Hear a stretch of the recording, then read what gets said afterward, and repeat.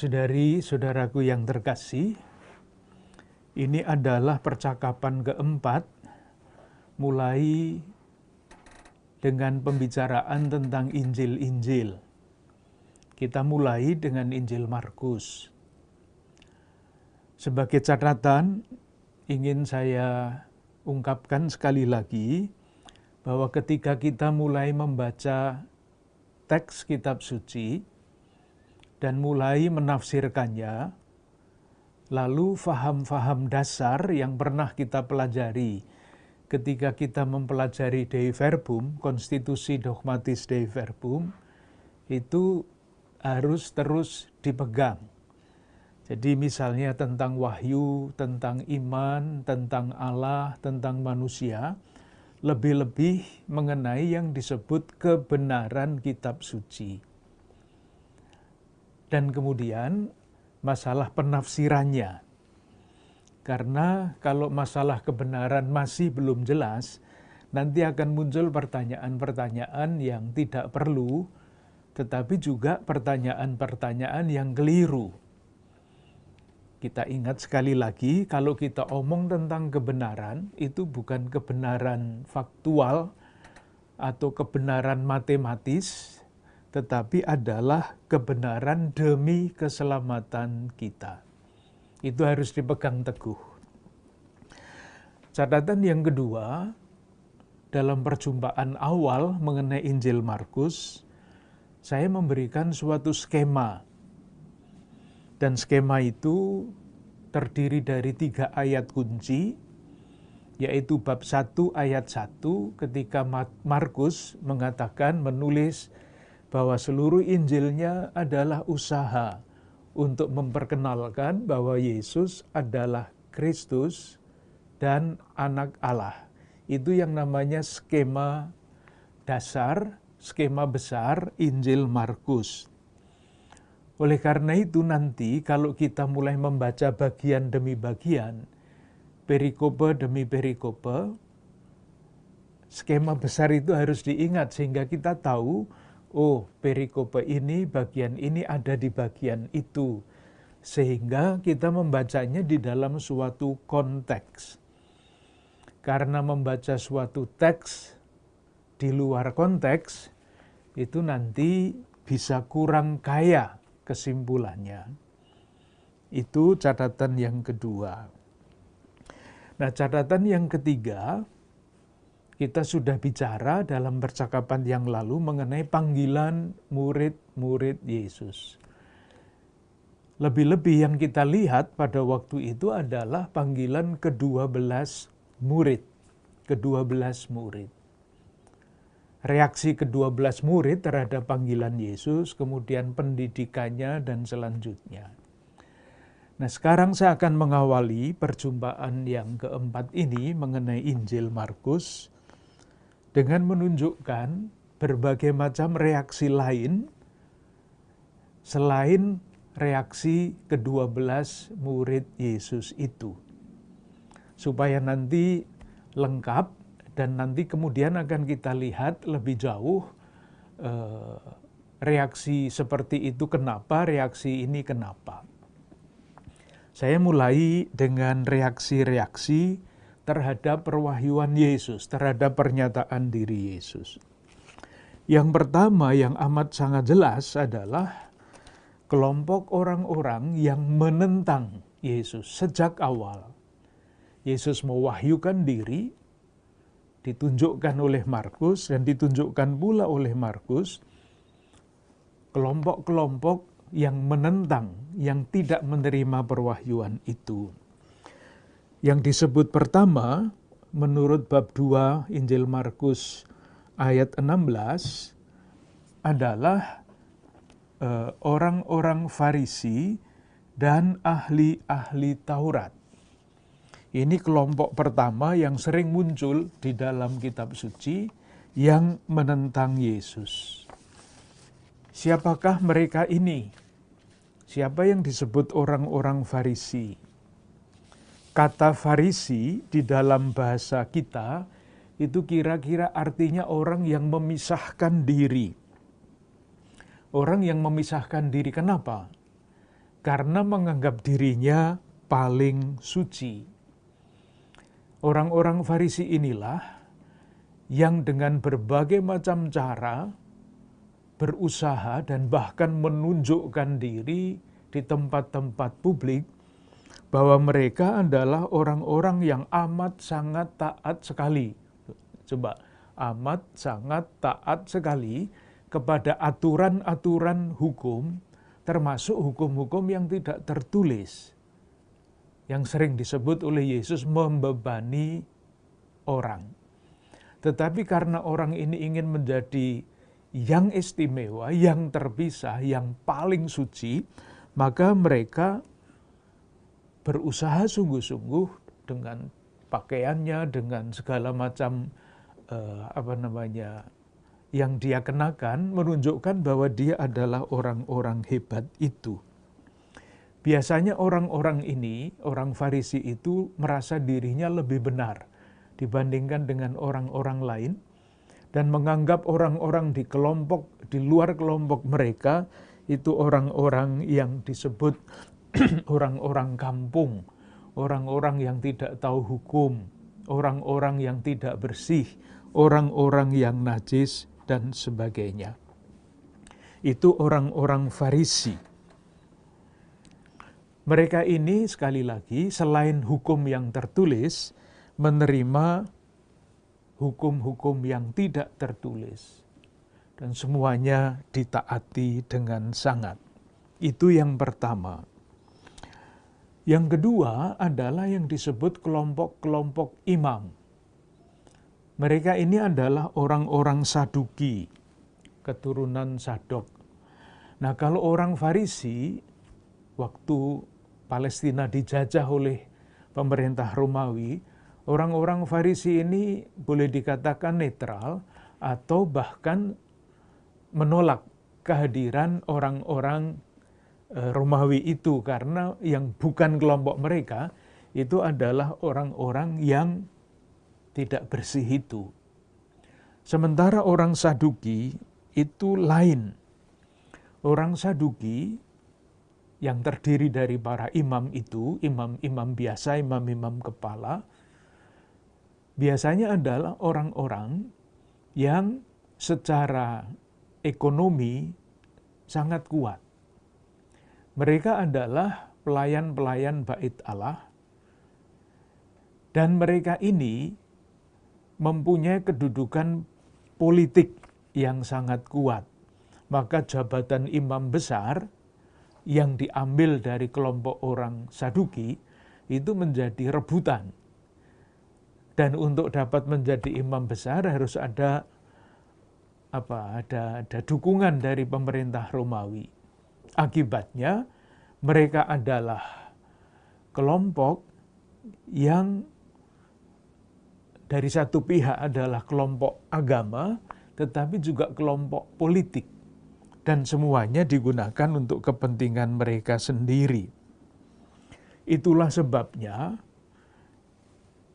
meskipun di dalam waktu Yesus hidup itu pertengkaran atau konflik atau perbedaan pendapat kebanyakan melawan orang-orang Farisi, tetapi ketika Yesus sampai akhirnya masuk Yerusalem dan dituntut kematiannya, yang menuntut paling keras adalah orang-orang Saduki ini. Imam-imam kepala, imam-imam yang menuntut. Karena apa?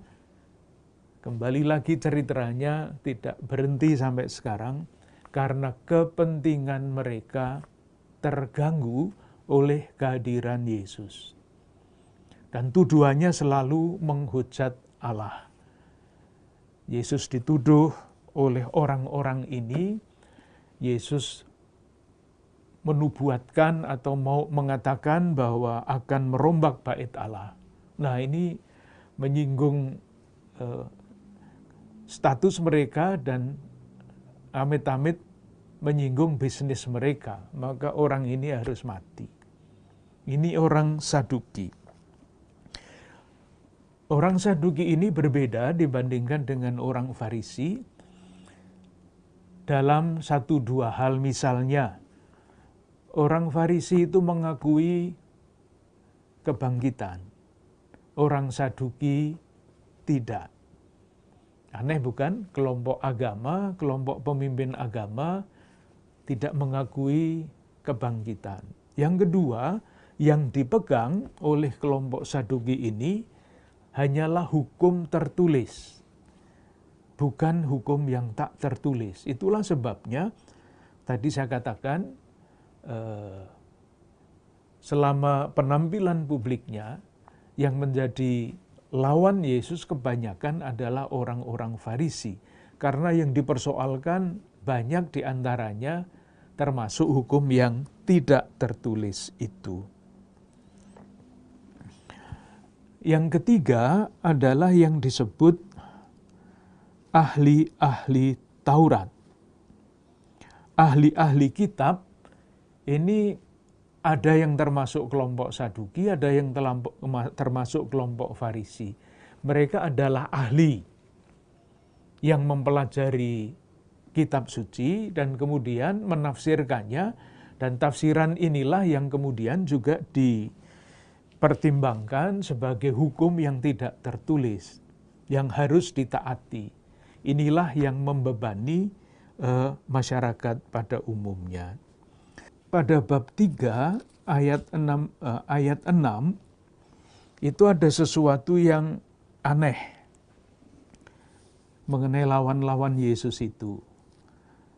Ketika Yesus menyembuhkan orang pada hari Sabat, lalu ada persoalan, lalu ayat 6, lalu keluarlah orang-orang Farisi dan segera bersekongkol dengan orang-orang Herodian. Ini aneh sekali. Karena apa? Karena semestinya kelompok itu tidak bisa bersatu. Orang Farisi itu orang-orang yang merasa dirinya bersih dan tidak mau kontak dengan orang-orang yang tidak bersih. Sementara orang Herodian itu adalah pendukung Herodes. Herodes itu adalah orang raja yang amat dekat dengan orang-orang Roma, jadi pasti najis. Nah, aneh bahwa pada titik yang pada awal ini, pada bab 3 ayat 6, kedua kelompok yang semestinya berhadapan-hadapan tidak rukun itu bersatu untuk membunuh Yesus. Kepentingan mempersatukan mereka. Bukan kebenaran, tetapi kepentingan.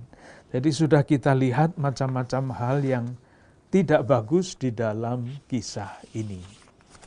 Itu orang-orang yang menolak Yesus. Yang kedua adalah yang disebut orang banyak. Jadi di dalam lingkaran Yesus itu ada macam-macam lingkaran. Lingkaran terakhir luar itu disebut orang banyak. Lingkaran pertama itu adalah murid-murid yang namanya yang sama dengan ke-12 rasul. Nanti masih ada lingkaran paling inti dari antara ke-12 murid itu ada 3 murid yang diajak Yesus dalam peristiwa-peristiwa yang menentukan, yaitu Petrus, Yakobus, dan Yohanes.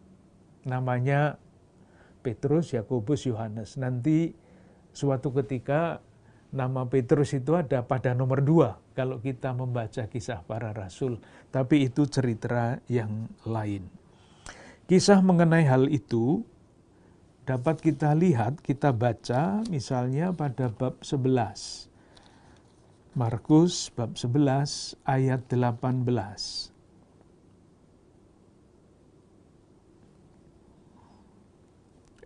Bab 11 ayat 18. Imam-imam kepala dan ahli-ahli Taurat mendengar tentang peristiwa itu dan mereka berusaha untuk membinasakan dia sebab mereka takut kepadanya. Melihat seluruh orang banyak takjub akan pengajarannya. Jadi yang disebut orang banyak itu adalah rombongan besar yang rupa-rupanya sungguh-sungguh terkagum-kagum melihat pengajaran dan karya-karya mukjizat yang dilakukan oleh Yesus. Terkagum-kagum. Sebelumnya pada ayat 8 sampai 10 bahkan orang banyak ini sampai meneriakkan dengan sebutan ayat 9, orang-orang yang berjalan di depan dan mereka yang mengikuti dari belakang berseru, Hosana, diberkatilah dia yang datang dalam nama Tuhan. Diberkatilah kerajaan yang datang, kerajaan Bapa kita Daud. Jadi orang banyak ini bahkan sampai secara verbal berteriak ketika Yesus masuk Yerusalem, mengeluh-elukan Yesus sebagai anak Daud. Tetapi namanya orang banyak, namanya gerombolan, mereka itu bukan satu yang dikumpulkan, yang diikat oleh keyakinan yang kuat, sehingga mereka itu bisa diperalat dengan mudah, diombang-ambingkan. Hanya melihat Yesus itu hebat, tidak lebih daripada itu. Oleh karena itu, pada akhirnya orang banyak yang belum sungguh percaya, hanya ikut-ikutan ini diperalat ketika Yesus dijatuhi hukuman mati. Itu bab 15 ayat 11. Tetapi imam-imam kepala menghasut orang banyak untuk meminta supaya Barabaslah yang dibebaskan bagi mereka. Yang berteriak, salibkanlah dia ini ya orang banyak ini. Yang berikutnya adalah murid-murid wanita, murid-murid perempuan. Nah ini hebat, karena murid-murid perempuan inilah yang dengan setia, paling setia, mengikuti Yesus sampai akhir. Markus bab 15 ayat 40-41, saya bacakan. Ada juga beberapa perempuan yang melihat dari jauh. Ini melihat dari jauh. Nanti suatu ketika kita akan membaca juga Petrus melihat dari jauh, tidak dari dekat. Jarak ini mempunyai arti. Di antaranya Maria Magdalena, Maria ibu Yakobus muda, dan Yoses serta Salome. Nah, ayat 41, mereka semuanya telah mengikut Yesus dan melayaninya waktu ia di Galilea.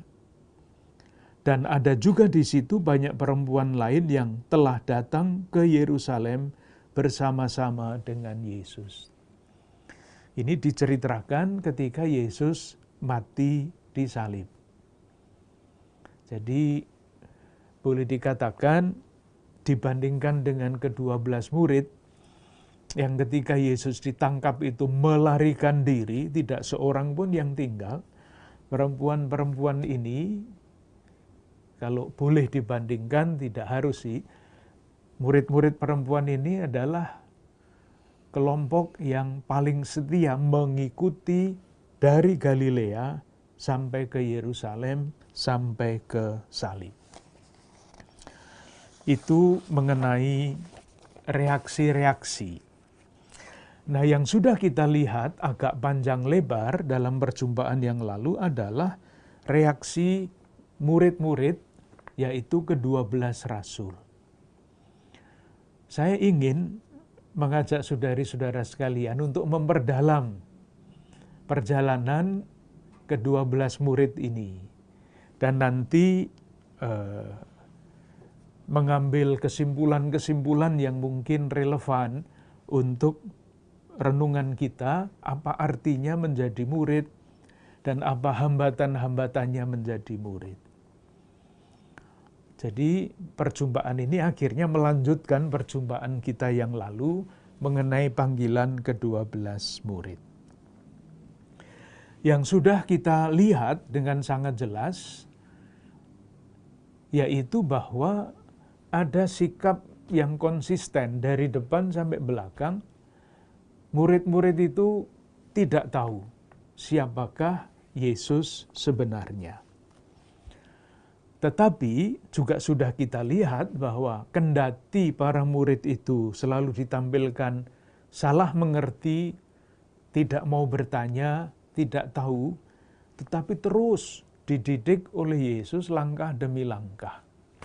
Dan tentu pendidikan yang terakhir adalah wafat Yesus itu, pendidikan yang terakhir. Nah, saya ingin melihat salah satu teks yang seringkali disalah mengerti, tetapi kalau kita mengerti dengan baik, dapat memberi inspirasi. Itulah dinamika perjalanan hidup para murid yang seharusnya. Saya kutip Injil Markus bab 4 ayat 12. Mulai dibaca ayat 11, jawabnya, "Kepadamu telah diberikan rahasia kerajaan Allah. Tetapi kepada orang-orang luar, segala sesuatu disampaikan dalam perumpamaan." Jadi rahasianya sudah diberikan langsung kepada orang luar, disampaikan dalam perumpamaan. Nah, sekarang supaya sekalipun melihat, mereka tidak menanggap. Sekalipun mendengar, mereka tidak mengerti. Supaya mereka jangan berbalik dan mendapat ampun. Aneh sekali kan kata-kata ini? Ini kutipan dari kitab Nabi Yesaya, panggilan Yesaya, perutusannya seperti itu. Lawong menjelaskan sehingga orang yang diberi penjelasan itu melihat, lah kok tujuannya mereka tidak menanggap. Mendengar, tidak mengerti. Kok bisa?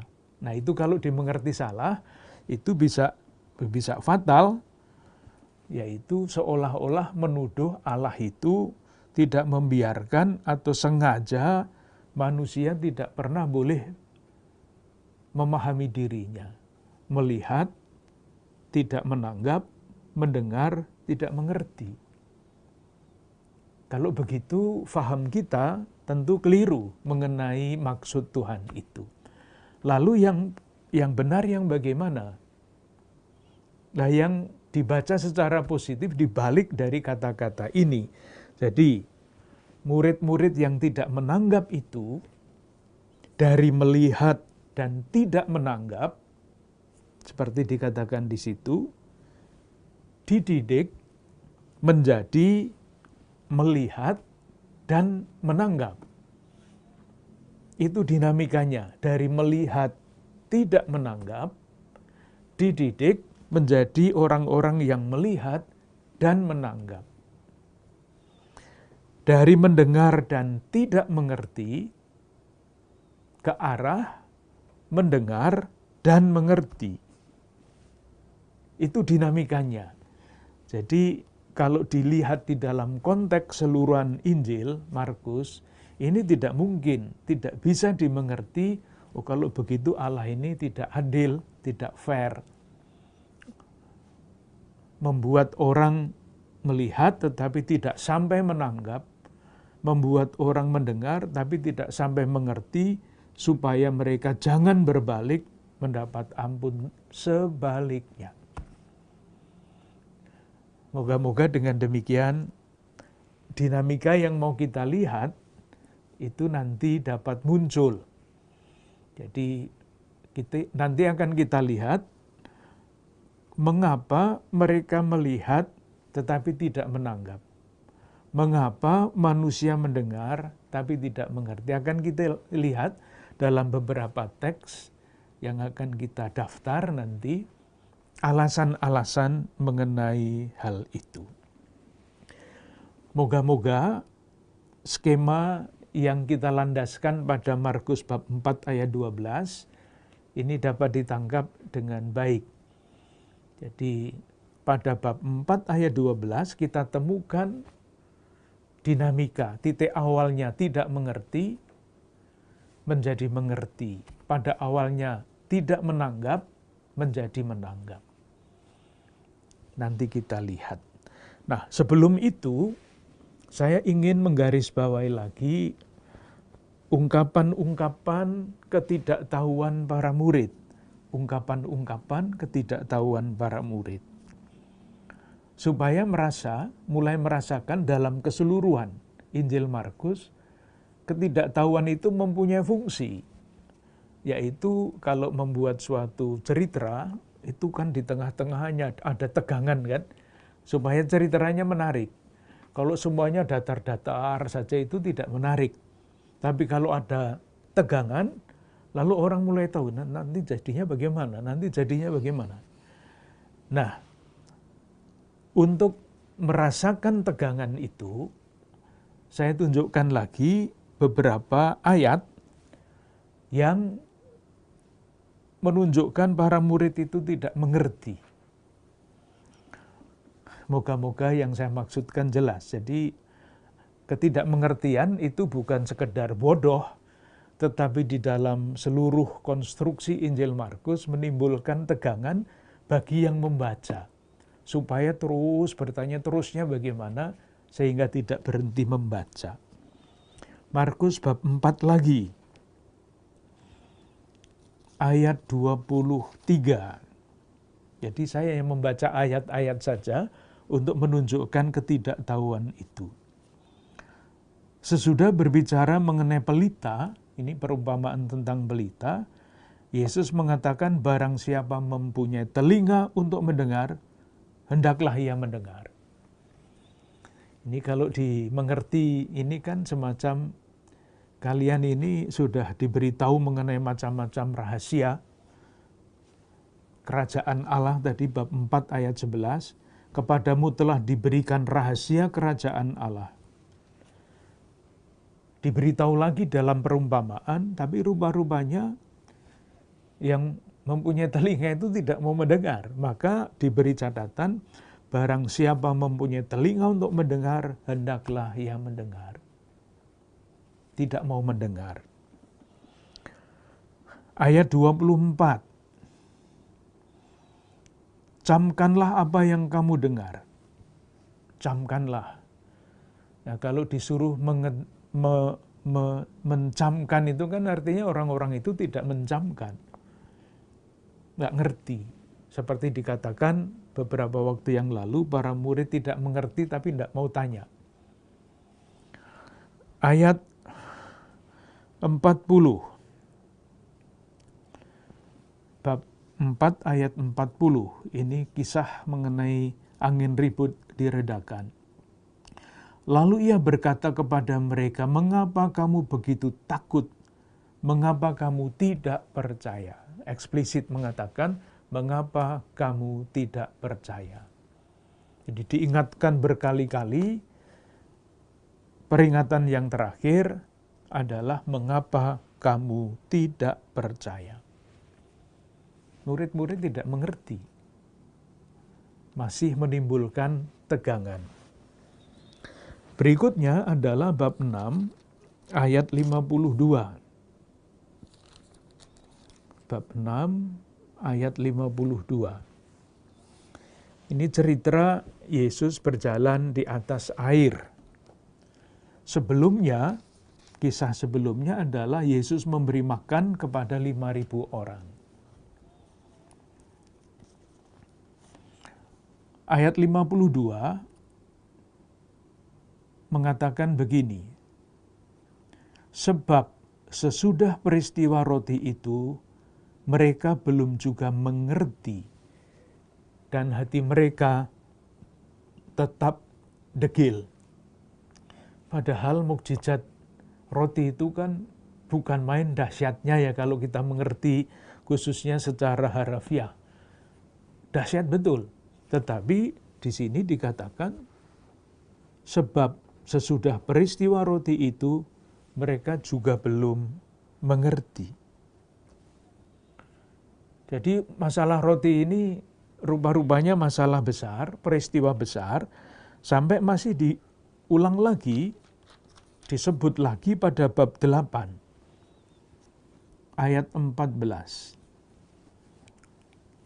Tentang ragi orang Farisi dan tentang ragi orang Farisi dan ragi Herodes. Ayat 14 itu menarik. Kemudian ternyata murid-murid Yesus lupa membawa roti lagi. Hanya sebuah saja yang ada pada mereka dalam perahu. Lalu Yesus memperingatkan mereka, katanya, berjaga-jagalah dan awaslah terhadap ragi orang Farisi dan ragi Herodes. Itu yang bersekongkol mau membunuh Yesus tadi. Nah, reaksi mereka adalah, maka mereka berpikir-pikir dan seorang berkata kepada yang lain, itu dikatakannya karena kita tidak mempunyai roti. Orang Jawa bilang kami roti, dan pikirannya itu roti, tetapi salah mengerti. Bab 17 ayat 18, bab 8 ayat 17 sampai 18. Dan ketika Yesus mengetahui apa yang mereka perbincangkan, ia berkata, mengapa kamu memperbincangkan soal tidak ada roti? Belum jugakah kamu faham dan mengerti? Telah degilkah hatimu? Kamu mempunyai mata, tidakkah kamu melihat? Kamu mempunyai telinga, tidakkah kamu mendengar? Dan selanjutnya. Tidak mengerti lagi. Bab 9 ayat 32 tadi sudah saya sebut. Sesudah pemberitahuan tentang penderitaan Yesus yang kedua, komentarnya adalah mereka tidak mengerti perkataan itu, namun segan menanyakannya kepadanya. Jadi, dinamikanya adalah ini. Kembali pada bab 4 ayat 11. Kepadamu telah diberikan rahasia kerajaan Allah. Jadi semuanya sudah dibuka. Pertanyaannya adalah, mengapa rahasia kerajaan Allah itu sudah dibeberkan utuh lengkap, tetapi murid-murid ini tetap tidak mengerti? Moga-moga jelas masalahnya. Sudah diberitahukan semuanya pada bab 4 ayat 11, tetapi tetap tidak mengerti. Nah, sekarang mau kita jawab di dalam beberapa teks, apa yang membuat murid-murid itu tidak mengerti.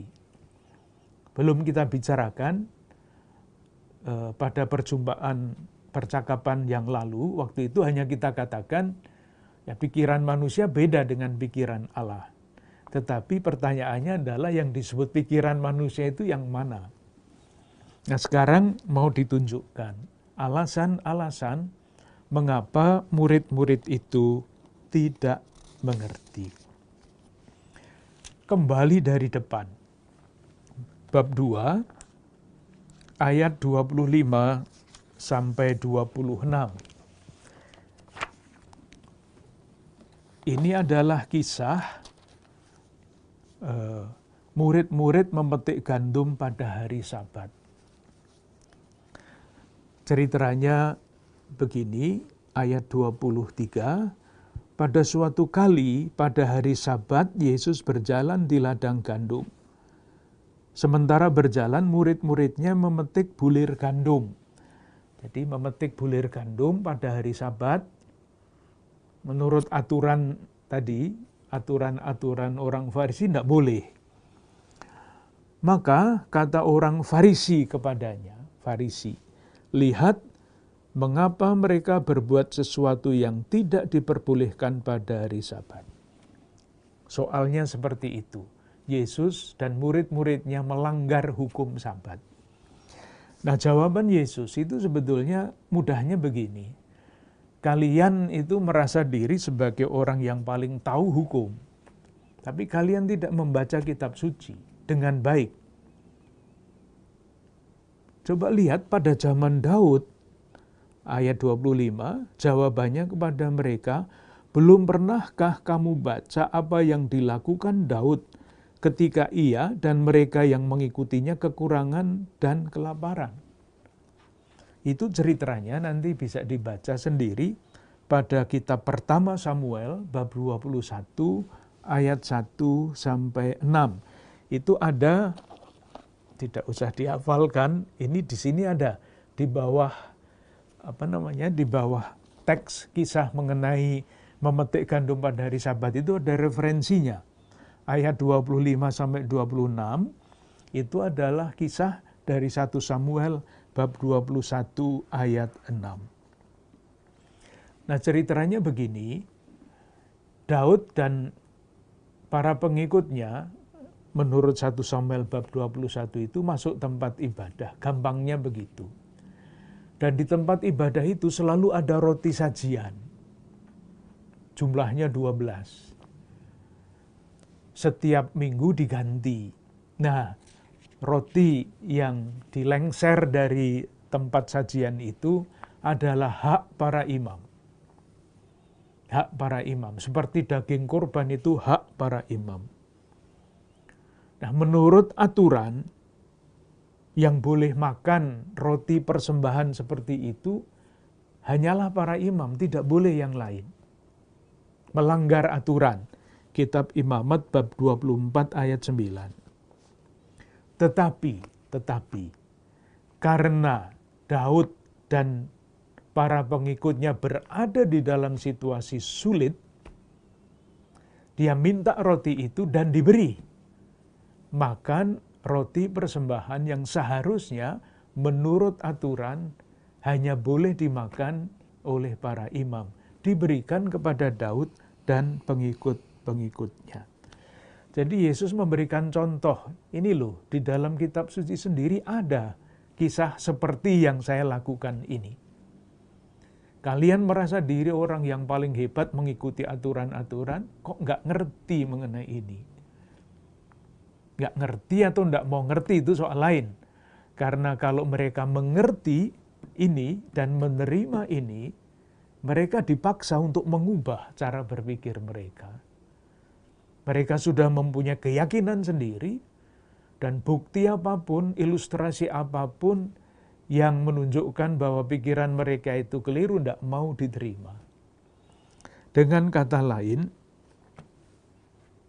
inilah hati yang tertutup. Jadi jelas ada yang benar, ada contoh yang bagus, tapi tidak mau diterima, tidak mau dilihat. Pokoknya intinya mau menyalahkan Yesus terus. Hal salah menyalahkan itu kan juga selalu ramai di dalam masyarakat. Apapun, kalau yang melakukan dia pasti harus salah, dengan segala macam argumentasinya.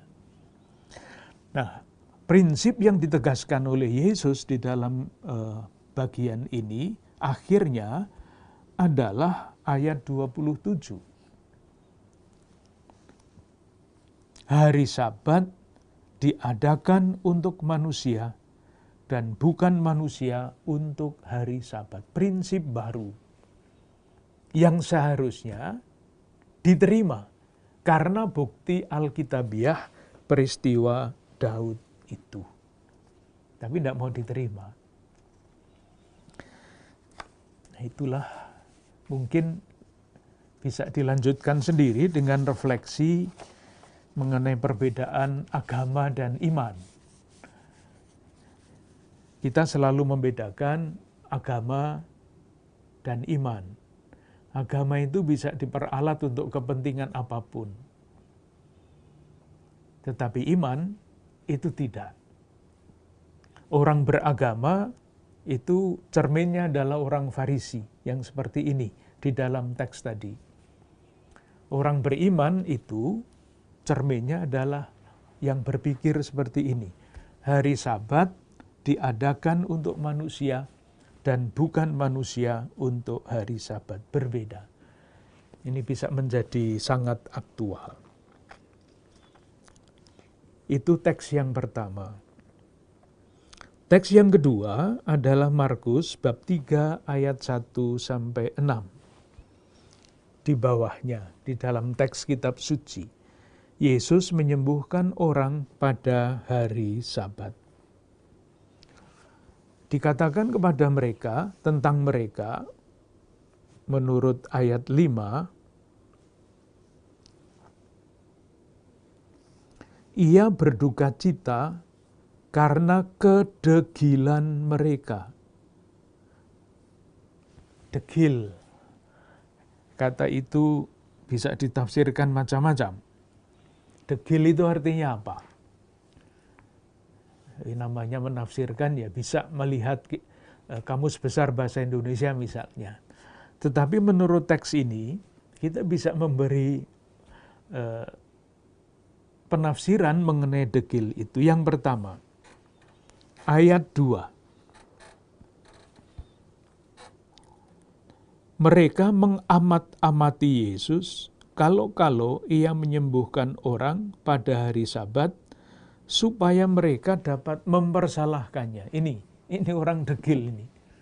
Melihat, mencari kesalahan orang terus. Degil.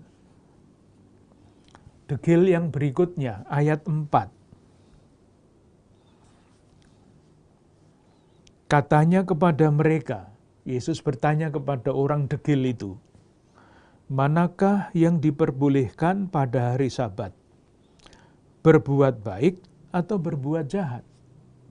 Menyelamatkan nyawa orang atau membunuh orang? Pertanyaan yang jelas sekali jawabannya. Nah, orang degil itu menurut kisah ini yang tidak mau menjawab pertanyaan yang jelas itu. Dikatakan pada kalimat berikutnya, tetapi mereka itu diam saja. Kenapa diam saja? Tidak berani menjawab. Karena jawabannya pasti. Suruh memilih berbuat baik atau berbuat jahat, pasti jawabannya berbuat baik. Suruh memilih menyelamatkan nyawa orang atau membunuh, pasti jawabannya menyelamatkan orang. Tapi mereka tidak mau menjawab, karena kalau menjawab, ada risiko berubah. Bagi mereka itu lebih baik tidak menjawab, sekali lagi karena kalau menjawab itu ada risikonya. Lu kamu jawabannya begitu kok nyatanya begini. Nah, mereka tidak mau menjawab. Dan karena itu Yesus sedih dan marah. Kenapa? Seandainya mereka ini orang bodoh, yang tidak paham, ya tidak apa-apa. Masalahnya mereka ini orang-orang terdidik, orang-orang Farisi. Yang hebat itu, moga-moga ditangkap maksud saya. Kalau yang tidak mengerti itu orang yang tidak berpendidikan ya wajar. Tetapi yang tidak mau mengerti ini adalah orang-orang yang terdidik. Aneh yang membuat Yesus, kedegilan mereka itu membuat Yesus bahkan dikatakan marah, sedih karena itu. Dan yang ketiga, yang berikutnya, itu ayat 6 yang tadi sudah saya singgung.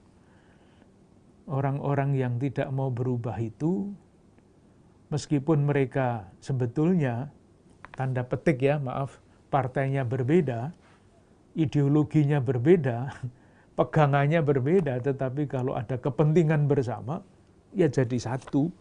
Itu orang Farisi segera bersekongkol. Kata yang dipakai kan jelek itu ya, bersekongkol.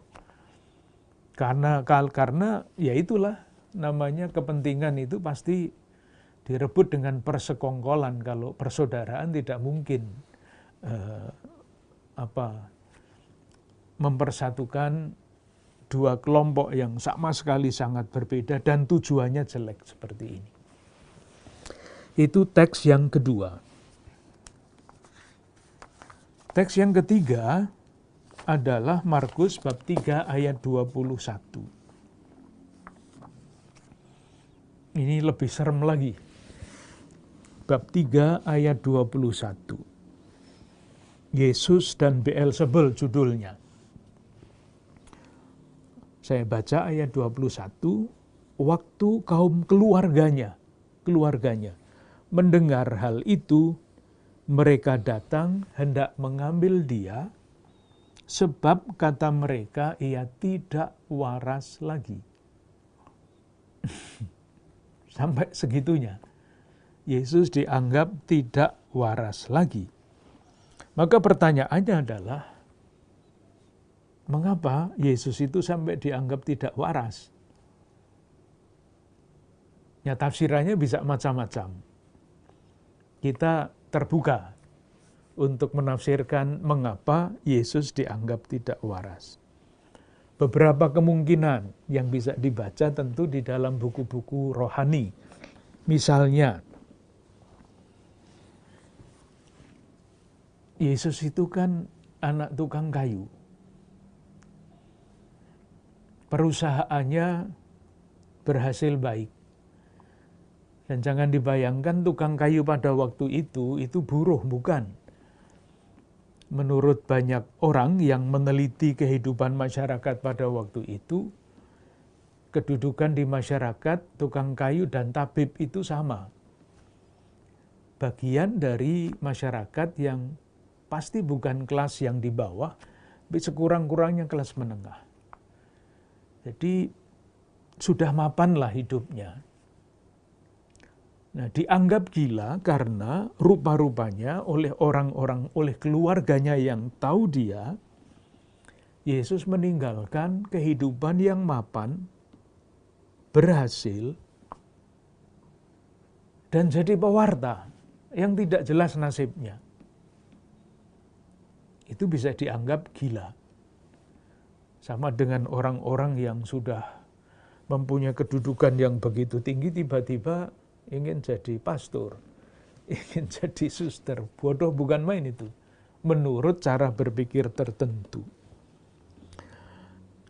Kebodohan yang kedua atau kegilaan yang kedua, dia lawan orang-orang yang mempunyai kedudukan penting di dalam masyarakat Palestina. Orang Farisi dilawan, ahli-ahli Taurat dilawan, orang Saduki dilawan, mahkamah agama dilawan. Gila kan? Siapa kau melawan orang-orang yang sudah mempunyai posisi yang begitu mapan itu?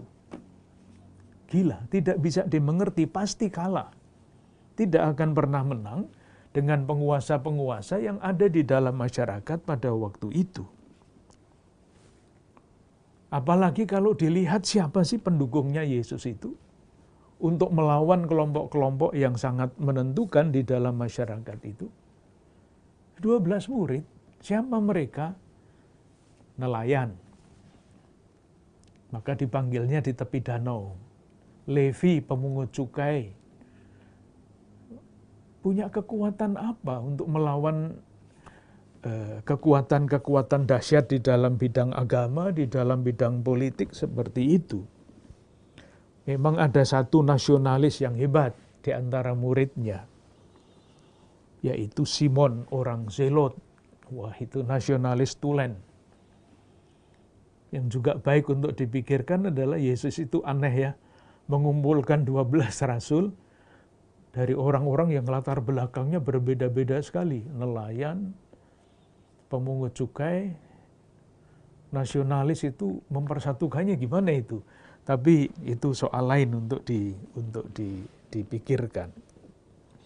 Jadi pendukungnya adalah orang-orang biasa. Maka misalnya dengan pertimbangan-pertimbangan itu cukup untuk mengatakan Yesus ini melangkah lebih jauh daripada yang seharusnya. Keluarganya itu, kalau saya bahasakan dengan bahasa saya sendiri, sebetulnya Yesus itu harusnya hidupnya begini sajalah. Aman, nyaman, terjamin.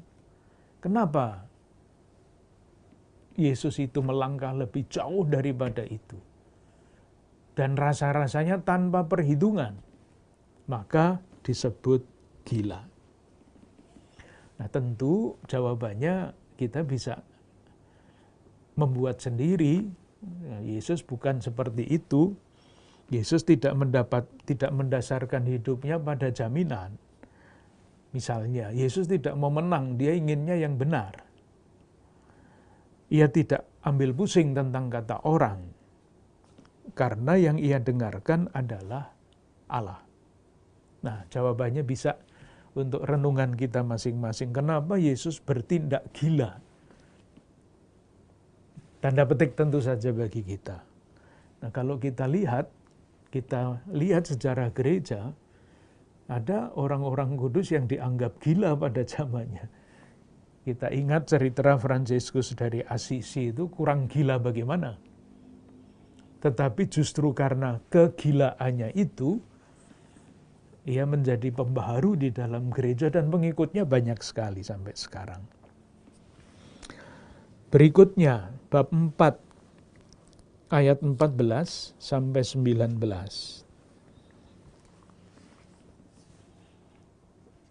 Kita pernah mengutip bagian ini ketika kita bicara mengenai jenis bentuk sastra. Perumpamaan itu adalah satu bentuk sastra, dan bab 4 ayat 14 sampai 19 itu bukan perumpamaan tetapi alegori. Sehingga masing-masing unsur itu ditafsirkan. Nah, bagian pertama ayat 15, ayat 14. Penabur itu menaburkan firman. Orang-orang yang di pinggir jalan tempat firman itu ditaburkan. Jadi ini dalam hati orang ada apa? Orang yang ditaburi firman. Mendengar firman, lalu datang iblis yang merusak firman itu, mengambil firman yang baru saja ditaburkan di dalam diri mereka. Ini hambatannya. Jadi dia, maaf ya kalau saya menggunakan ini hanya untuk jelasnya saja, mereka itu lebih suka dikuasai oleh iblis daripada dikuasai oleh firman. Nah, masalahnya apa? Iblis, saya tidak membayangkan setan yang amat sangat jahat. Saya ingat sekali lagi akan kata-kata Santo Agustinus, bedanya iblis dan manusia itu apa? Jawabannya begini, iblis itu punya pengetahuan, tetapi tidak punya kasih. Manusia itu punya pengetahuan dan punya kasih, itu bedanya yang paling pokok. Jadi ketika manusia itu disebut di sini, iblis datang mengambil firman, menjadikan manusia itu menjadi seperti iblis. Saya sekali lagi tidak membayangkan iblis laknat jahat itu, tetapi hidupnya tidak utuh. Hanya punya pengetahuan, tidak punya kasih. Nah, silahkan membayangkan ekstrimnya, kalau orang punya pengetahuan yang semakin hebat, tetapi tidak punya kasih, itu jadinya seperti apa? Ya membuat bom atom untuk merusak dunia. Itulah yang namanya dikuasai oleh iblis. Padahal manusia yang ditaburi firman, kalau menggunakan tafsiran Santo Agustinus, dia itu mestinya bertumbuh di dalam pengetahuan dan di dalam kasih. Menurut ajaran gereja sekarang, kita semua dipanggil untuk mencapai kesempurnaan kasih. Nah, kalau dikuasai iblis pasti itu yang namanya benih kasih itu akan mati segera. Itu yang pertama. Jadi watak manusia yang tidak seimbang. Yang kedua, ayat 16 dan 17. Demikian juga yang ditaburkan di tanah yang berbatu-batu ialah orang. Nah, sekarang tafsiran yang kedua, orang itu bukan tanah tempat benih ditaburkan, tetapi dia adalah benih yang ditaburkan. Apa yang menjadikan mereka itu tidak subur? Dikatakan pada ayat 17, mereka tidak berakar dan tahan sebentar saja. Apabila kemudian datang penindasan atau penganiayaan karena firman, mereka segera murtad. Di pribadi yang tidak mempunyai keyakinan yang utuh, sehingga kesulitan sedikit disebut di situ penganiayaan dan penindasan, selesai. Padahal kalau kita membaca Kisah Para Rasul, kita bisa mengatakan untung ada penganiayaan, untung. Dan ketika jemaat mengalami penganiayaan itu, kalau nanti membaca Kisah Para Rasul bab 4 misalnya, yang diminta bukan pembebasan dari penindasan. Yang diharapkan, didoakan bukan dibebaskan dari penganiayaan. Tetapi yang diminta adalah berikanlah kepada kami keberanian untuk mewartakan firman. Itu beda dengan yang disebut pada ayat 16 dan 17 di situ. Yang ketiga adalah ayat 18. Dan yang lain ialah yang ditaburkan di tengah semak duri. Orang yang ditaburkan, benih orang yang ditaburkan di tengah semak duri. Siapa mereka? Kekhawatiran dunia, tipu daya kekayaan, dan keinginan-keinginan akan hal yang lain masuk menghimpit firman itu sehingga tidak berbuah.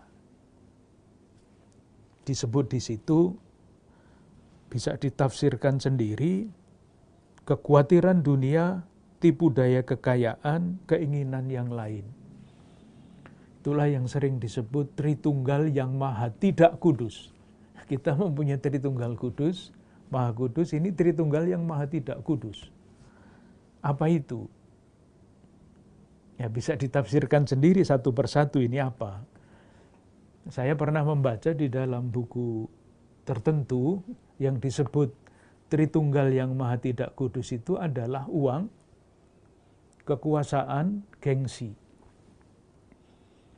Kenapa orang mencari uang? Supaya punya kuasa dalam bidang apapun. Tidak harus jadi presiden, tetapi kekuasaan di dalam berbagai macam bidang. Kenapa cari kekuasaan? Ya untuk gengsi. Kalau kekayaan itu kan bagus. Nah untuk apa? Nah, kalau untuk gengsi ya jadinya tidak bagus. Kalau kekayaan itu untuk dibagikan, lah itulah yang namanya benih yang subur. Tapi Tritunggal Maha Tidak Kudus itu jahatnya bukan main. Uang, kekuasaan, gengsi. Itu dapat merusak segala macam bentuk keadilan sosial. Tapi untuk itu pasti harus ada pembicaraan yang lain.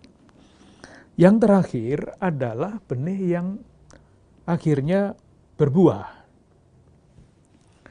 Ayat 20, dan akhirnya yang ditaburkan di tanah yang baik ialah orang yang mendengar, menyambut firman itu lalu berbuah. Ada yang 30 kali lipat, 60 dan 100 kali lipat. Ini benih yang adalah orang yang menjadi benih yang subur. Disebut di situ mendengar dan menyambut firman itu. Mungkin untuk membantu supaya kita lebih mudah memahami ayat itu, kita bisa minta tolong, minta bantuan Injil Lukas bab 8 ayat 15. Jadi itu penafsiran yang agak lain, tetapi lebih mudah dimengerti. Perumpamaan yang sama, alegori yang sama, Lukas bab 8 ayat 15, yang jatuh di tanah yang baik itu ialah orang yang setelah mendengarkan firman itu, menyimpannya di dalam hati yang baik, mengeluarkan buah dalam ketekunan. Lihat, di dalam Injil Lukas tidak ada angka 30, 60, 100. Bagi dia tidak penting hasilnya berapa. Tetapi mendengar firman itu, menyimpan dalam hati, mengeluarkan buah dalam ketekunan. Saudara-saudara sekalian, kalau membaca ini, menyimpan dalam hati. Tentu kita bisa langsung ingat akan Bunda Maria, yang juga di dalam Injil Lukas diceritakan yang seperti ini. Saya ambil salah satu contoh ya. Lukas bab 2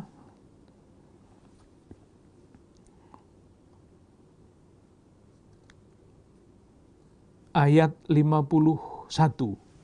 Lukas bab 2 ayat 49 sama 51, kisahnya pasti semuanya hafal. Yesus hilang di bait Allah. Ibunya mencari-cari, lalu bertanya, "Mengapa kamu mencari?" Lalu bertanya kepada Yesus, "Nak, mengapakah engkau berbuat demikian terhadap kami?" Yesus menjawab, "Mengapa kamu mencari aku?" Dan selanjutnya. Tetapi ayat 50, mereka tidak mengerti apa yang dikatakannya kepada mereka. Nah, kemudian ayat 51, lalu ia pulang bersama-sama mereka ke Nazaret. Kalimat yang terakhir, dan ibunya menyimpan semua perkara itu di dalam hatinya. Ini sama dengan benih, orang yang ditaburkan itu menyimpan segala perkara itu di dalam hatinya. Itu kalau ditafsirkan bisa kemana-mana, tapi kira-kira maksudnya begini. Banyak hal yang tidak bisa dimengerti dalam hidup ini.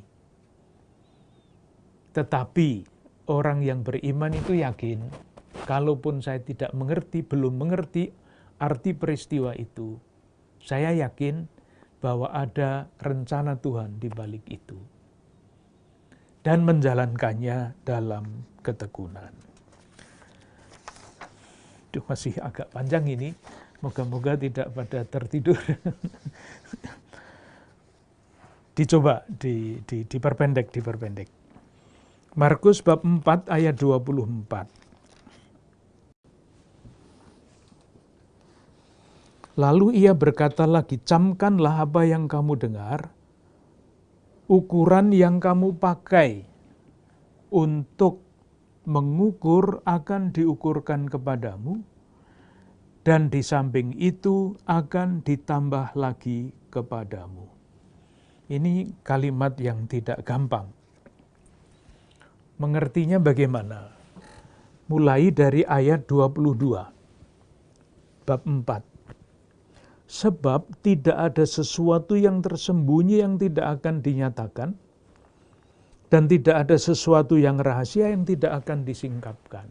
Sama dengan bab 4 ayat 11. Semua rahasia akan disingkapkan dan telah disingkapkan. Nah, tergantung mau menerimanya seperti yang mana. Mau menerima seutuhnya atau menerima sebagian-sebagian. Itulah yang dikatakan pada ayat 24. Ukuran yang kamu pakai untuk mengukur akan diukurkan kepadamu. Mudahnya begini, kalau kepada kita ditawarkan seluruh rahasia rencana Allah, apakah kita menerimanya semuanya? Ukuran kita yang mana? Semua atau pilih-pilih? Nah, kalau pilih-pilih, yang dipilih yang mana? Nah, kalau menerima kehendak Tuhan itu pilih-pilih, ya ukuran itu yang akan diukurkan kepadamu. Gampangannya begini, contoh. Ini cerita dari dosen saya dulu yang sering diundang kemana-mana untuk memberi ceramah. Kalau ceramahnya tentang Bunda Maria, yang selalu indah, dengan nyanyian-nyanyian yang indah itu, pesertanya banyak sekali. Karena ingin mendengar tentang Bunda Maria yang bagus-bagus itu. Tetapi dia adalah dosen moral. Kalau saya mulai bicara tentang ajaran sosial gereja, tidak banyak yang mau hadir. Karena apa? Karena ketika beliau bicara mengenai moralitas gereja tentang keadilan sosial, itu tuntutannya banyak. Jadi tidak mendengar yang indah-indah, tapi yang didengar adalah tuntutan. Nah, kita mau memilih yang mana? Memilih sebagian, yang pilih-pilih, akibatnya ya itu, ya ukurannya segitu itu. Atau kita mau memahami segala rencana Tuhan itu. Tinggal pilih, dikatakan di situ, karena siapa yang mempunyai kepadanya akan diberi, kepada siapa yang tidak mempunyai apapun juga yang ada padanya akan diambil daripadanya. Ini bukan masalah uang, bukan masalah apa-apa. Tetapi kekokohan, ketabahan iman, kekuatan iman, kekayaan iman. Kalau yang mau dipilih yang gampang-gampang, yang enak-enak, yang sesuai dengan kehendak saya, itu artinya imannya masih kecil. Ya, tidak akan bertumbuh. Tetapi kalau seluruh aspek dari iman mau diterima, meskipun belum mampu, tetapi mau, itu pengaruhnya akan sangat besar. Yang terakhir itu bab 7 ayat 21 sampai 23.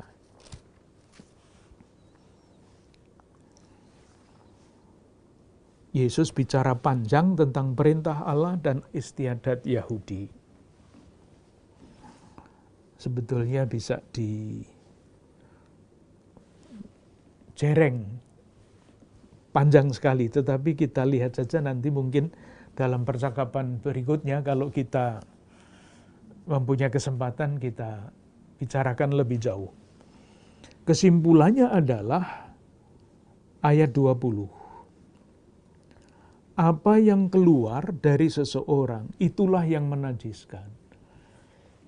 Jadi yang menghambat seseorang untuk menerima kepenuhan misteri Allah, kerajaan Allah, itu ada di dalam hati orang. Tidak yang dari luar. Nah, apa itu? Sebab dari dalam, dari hati orang, timbul segala pikiran jahat, percabulan, pencurian, pembunuhan, keserakahan, kejahatan, kelicikan, hawa nafsu, iri hati, hujat, kesombongan, kebebalan. Semua hal yang jahat ini timbul dari dalam dan menajiskan orang.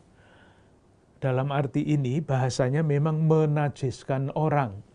Membuat orang tidak bersih, tidak boleh beribadah. Tetapi sebetulnya maksudnya adalah itulah hal-hal yang ada di dalam hati manusia, termasuk di dalam hati para murid, yang membuat mereka tidak mengerti perwahyuan diri Yesus. Ada yang besar, ada yang sederhana-sederhana bunyinya, iri hati, misalnya, sombong, bebal. Silahkan menafsirkan sendiri-sendiri, karena ini tidak perlu ilmu untuk menafsirkan ini, tetapi yang perlu adalah refleksi diri. Terima kasih untuk sementara. Kita lanjutkan dalam perjumpaan yang akan datang.